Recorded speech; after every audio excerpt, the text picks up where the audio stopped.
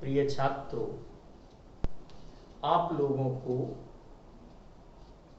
आज गॉस की प्रमेय पढ़ाने जा रहे हैं, जिसमें पहले हमने आपको वैद्युत फ्लक्स के बारे में जानकारी दी थी कि वैद्युत फ्लक्स कहते किसे हैं, ठीक है ना। और घन कोण की थ्योरी भी हमने आपको समझाई थी, जिसमें हमने गॉस की प्रमेय का स्टेटमेंट क्या है उसको भी बताया था, ठीक है। तो गॉस की प्रमेय एक बार फिर से हम रिपीट करते हैं कि गॉस की प्रमेय क्या है कि किसी भी बंद पृष्ठ से गुजरने वाला वैद्युत फ्लक्स उस पृष्ठ से परिबद्ध कुल आवेश का 1/ε0 गुना होता है। इसको अभी हम समझा भी रहे हैं, ठीक है, और इसको लिखेंगे कैसे वो भी हम समझा रहे हैं, ठीक है। तो गॉस की प्रमेय के अनुसार किसी भी बंद पृष्ठ, जिसे गॉसियन पृष्ठ कहते हैं, उससे गुजरने वाला कुल फ्लक्स यानी वैद्युत फ्लक्स फाई उस पृष्ठ से परिबद्ध, अर्थात उस पृष्ठ के भीतर यदि कोई आवेश रखा हुआ है तो इसीलिए ऐसा बोला गया है, किसी पृष्ठ से परिबद्ध अर्थात पृष्ठ से घिरे हुए कुल आवेश का 1/ε0 गुना होता है। कुल आवेश यानी Q, कुल आवेश का, पृष्ठ के अंदर कोई आवेश रखा है Q, उसका 1/ε0 गुना होता है। कुल आवेश का 1/ε0 गुना होता है। ये है गॉस की प्रमेय। जहां ε0 ये आपको बहुत पहले ही बता दिया गया है, निर्वात अथवा वायु की वैद्युतशीलता कहते हैं इसको, ε0 को। अब इसको हम प्रूफ करेंगे, और कई बार आपके यहाँ यूपी बोर्ड में कई बार ये आया भी है, इसको सिद्ध करना, ठीक है। तो इसको समझेंगे, जैसे कोई किसी भी, है ना, ऐसे आकृति ले सकते हैं, बंद पृष्ठ ले लिया हमने, कोई बंद पृष्ठ है, इस बंद पृष्ठ को गॉसियन पृष्ठ कहा गया है, ठीक है।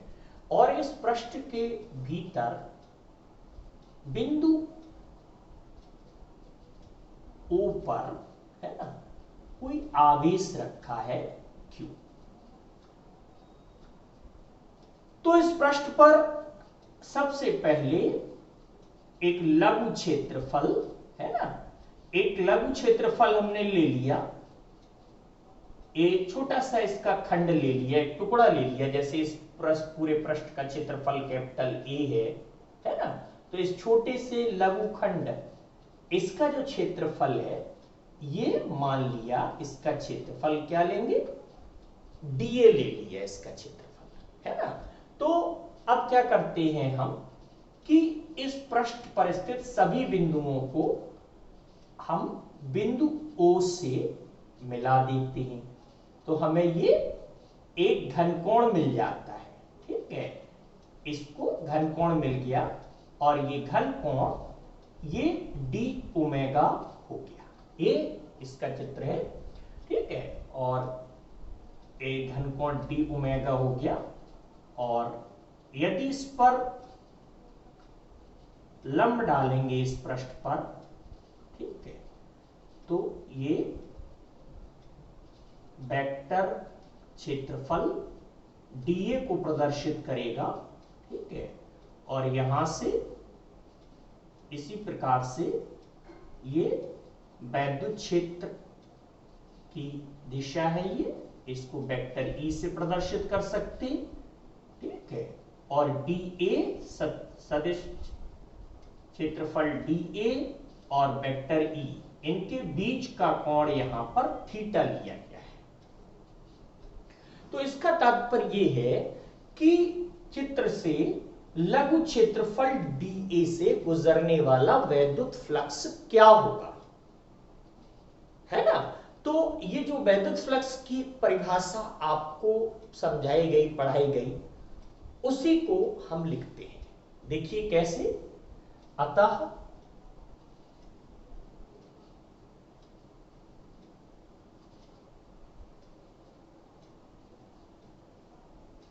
लघु क्षेत्रफल TA से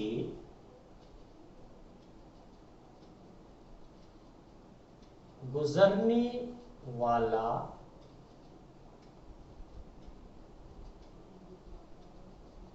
वैद्युत फ्लक्स, ठीक है, लघु क्षेत्रफल डीए से गुजरने वाला वैद्युत फ्लक्स। तो लघु क्षेत्रफल डीए से, तो ये डी फाई ले लिया, गुजरने वाला वैद्युत फ्लक्स डी फाई, है ना। डी फाई बराबर किसके लोगे, वेक्टर ई, है ना, डॉट वेक्टर डी। बड़ा सिंपल है, ये परिभाषा ही होती है कि वैद्युत क्षेत्र की तीव्रता एवं क्षेत्रफल सदिश का जो अदिश गुणन है इस लघु क्षेत्रफल डीए से गुजरने वाला वैद्युत फ्लक्स कहलाता है।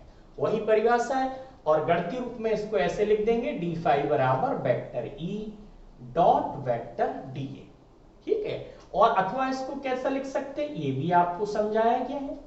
ए अदिश गुणन किसके बराबर होता है, इसको ऐसे भी लिखा जा सकता है ना, कि E D A cos theta, है ना। अदिश गुणन को ऐसे भी लिखा जा सकता है, स्केलर गुणन दोनों सदिश राशियों के आपको दिख रहे गुणनफल एवं उनके बीच के कोण की कोसाइन के गुणनफल के बराबर होता है, ठीक है। तो अब हम क्या करेंगे, क्योंकि हम जानते हैं और पिछले चैप्टर में हमने आपको बताया भी है कि किसी बिंदु आवेश के कारण किसी बिंदु पर वैद्युत क्षेत्र की तीव्रता, है ना, इसका जो है ई, वैद्युत क्षेत्र की तीव्रता ई, इसका सूत्र हमने डेरिवेशन भी निकाला था। ये ई बराबर होता है 1/4 pi epsilon 0 Q upon R square, है ना। तो आर क्या है, यहां बिंदु O पर रखे आवेश Q से यहां लघु क्षेत्रफल डीए तक की ये जो डिस्टेंस है, या इसकी डिस्टेंस आर, ठीक है। तो यहां पर हम चूंकि लगा के लिख रहे हैं कि चूंकि इसको समीकरण नंबर 1 लिख देंगे, है ना। अब देखिए E बराबर किसके लोगे, चूंकि E बराबर 1/4 pi epsilon 0 Q upon R square. पिछले आप अगर हमारे वीडियोस देखेंगे तो उसमें इसका डेरिवेशन मिल जाएगा, बहुत छोटा सा डेरिवेशन है, 2-3 लाइन का है, और ये बड़ा इंपॉर्टेंट सूत्र भी है कि E बराबर 1/4 pi epsilon 0 Q upon R square, ठीक है। तो अब इसका जो मान है, समीकरण 2 ले लेंगे, इसको समीकरण 2 का मान 1 में रख देंगे, है ना। इसमें लिखे दे रहे हैं कि समीकरण 2 का मान 1 में रखने पर, ठीक है। तो हमें लघु क्षेत्रफल डीए से गुजरने वाला वैद्युत फ्लक्स क्या मिल जाएगा, फिर देखिए, है ना, डी फाई बराबर ई के स्थान पर ये रखेंगे, क्या रख देंगे, Q अपॉन पूरा यहां पर 4 pi epsilon 0 upon R square, और ऊपर क्या बचा, dA cos theta, dA cos theta, या नीचे ये आर स्क्वायर रख देंगे, ये ऐसा समीकरण नंबर 30 था। बिल्कुल सिंपल, है ना, बिल्कुल कठिनाई नहीं होनी चाहिए। ये पढ़ाया गया है, ये भी आपको पढ़ाया गया है, ये मान इसमें रख दिया। अब देखिए, आपको ये भी हमने पिछले वीडियोस में समझाया है कि जो घनकोण होता है, घनकोण, है ना, डी ओमेगा, जो ये दिख रहा है आपको डी ओमेगा, ये बराबर होता है dA cos theta upon R square को के होता है, ये भी समझाया गया, है ना। तो आपको समझ में आ रहा होगा कि अब ये पूरे स्टेप यहाँ dA cos theta upon R square, तो इस पूरे के स्थान पर हम ये डी ओमेगा रख सकते हैं।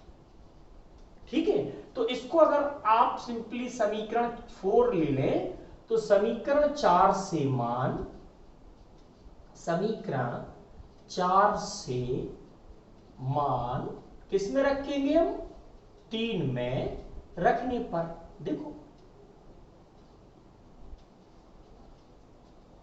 ठीक है ना। तो जैसे ही मान रखेंगे तो इस लघु क्षेत्रफल डीए से गुजरने वाला जो वैद्युत फ्लक्स आएगा डी फाई बराबर आपको मिल जाएगा क्या, Q अपॉन 4 पाई एप्सिलॉन 0। ठीक है, इस पूरी के स्थान पर क्या रखेंगे, डी ओमेगा। देखिए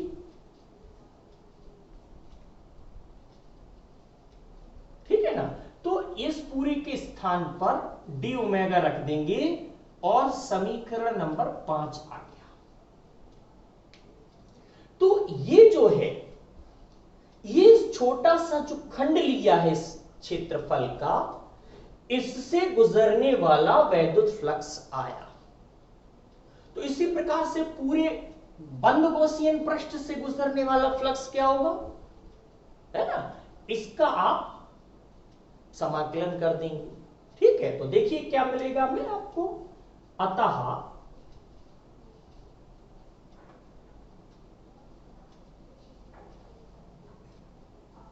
संपूर्ण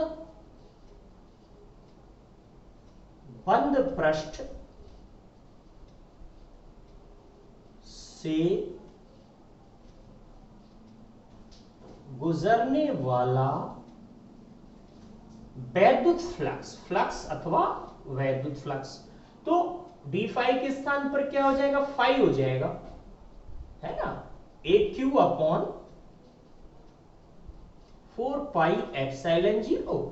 ठीक है, इसका हमने समाकलन कर दिया, पूरे का बंद समाकलन है ये, है ना, बंद पृष्ठ है ना, इसलिए ऐसे।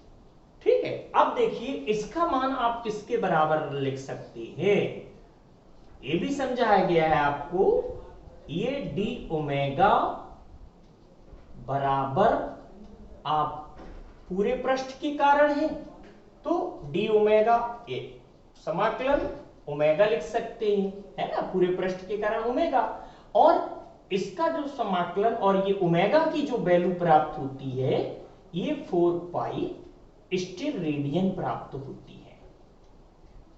ठीक है, मात्रक है ये इसका। तो यहां पर इस पूरे के स्थान पर जैसे ही आप 4 पाई लिखेंगे, आपको प्रमेय सिद्ध हो जाएगा, है ना। तो अब कैसे हो जाएगा, ये समीकरण नंबर 5 है, ठीक है, अतः समीकरण 6 से क्या हो जाएगा कि फाई बराबर हो जाएगा Q अपॉन 4 पाई एप्सिलॉन 0, और इसका मान रख देंगे, ये हो जाएगा 4 पाई। ठीक है, तो जैसे ही ये 4 पाई आपने इसकी वैल्यू यहां से ये पुट की, ठीक है, तो यहां से ये 4 पाई से 4 पाई कैंसिल हो गया। ठीक, और ये गॉस की प्रमेय बहुत छोटा डेरिवेशन है, बड़ा इंपॉर्टेंट है, फाई बराबर Q अपॉन एप्सिलॉन 0, ये प्रूफ हो गया आपका। देखो बड़ा सिंपल है, और यहां पर इसका छोटा सा डेरिवेशन था, और बोर्ड में 3 नंबर तक का आपको करने को मिलेगा। ठीक है ना, तो एक छोटा सा इसका डेरिवेशन ये आपने देखा। ठीक है, सबसे पहले एक ये बंद पृष्ठ लिया हमने, है ना, जिसका क्षेत्रफल कैपिटल ए। ठीक है, इस पर एक लघु क्षेत्रफल डीए की कल्पना की, और बंद पृष्ठ के भीतर बिंदु O पर एक आवेश है Q, है ना। तो इस लघुखंड डीए पर स्थित सभी बिंदुओं को जब बिंदु O से मिलाया तो एक घनकोण निर्मित हो गया, और इसको डी ओमेगा कहते हैं। है ना। अर्थात इस प्लस क्यू आवेश के कारण लघु क्षेत्रफल डीए से गुजरने वाला जो वैद्युत फ्लक्स होगा वो ये लिखा d5, है ना। वैद्युत क्षेत्र की तीव्रता एवं क्षेत्रफल सदिश के अदिश गुणन के बराबर होगा, तो ये अदिश गुणन के बराबर है, ये डॉट गुणन कहलाता है, डॉट रखा हुआ है, ठीक है। और ये डॉट गुणन अथवा स्केलर गुणन प्रोडक्ट्स अथवा ये बराबर होता है डीए कॉस थीटा के, तो हमने डीए कॉस थीटा लिखा, ठीक है। इसको ऐसा, अब चूंकि वैद्युत क्षेत्र की तीव्रता E बराबर 1/4 pi epsilon 0 q upon r square होता है, तो इसकी वैल्यू जो यहां पुट कर दी हमने, तो ये आपको इसकी वैल्यू पूरे की इसके स्थान पर जैसे ही पुट की q/4 पाई एप्सिलॉन 0 r स्क्वायर और डीए कॉस थीटा लिखा था यहां, तो ये लिखा हुआ है। अब DA cos theta upon r square ये घनकोण का मान होता है डी ओमेगा का, ये याद रखना पड़ेगा, या पिछले वीडियोस भी देख सकते हैं, जैसे ही मान रखा हमने तो डी ओमेगा आ गया। इसलिए पूरे पृष्ठ के कारण गुजरने वाला फ्लक्स, इसका मान हमने इसका समाकलन किया और इस पूरे का मान 4 पाई होता है। जैसे ही इसका हमने 4 पाई से मान रखा तो 4 पाई से 4 पाई कैंसिल हो गया और ये प्रमेय सिद्ध हो गई, फाई बराबर q अपॉन एप्सिलॉन 0। अतः बंद पृष्ठ से गुजरने वाला जो वैद्युत फ्लक्स है उस पृष्ठ से परिबद्ध अथवा घिरे हुए कुल आवेश का 1/एप्सिलॉन 0 गुना होता है, ठीक। इसकी अन्य जानकारियां आपको अगले कैसेट में इंपॉर्टेंट जानकारियां और इसके जो अनुप्रयोग हैं इंपॉर्टेंट वो आपको पढ़ने के लिए मिलेंगे।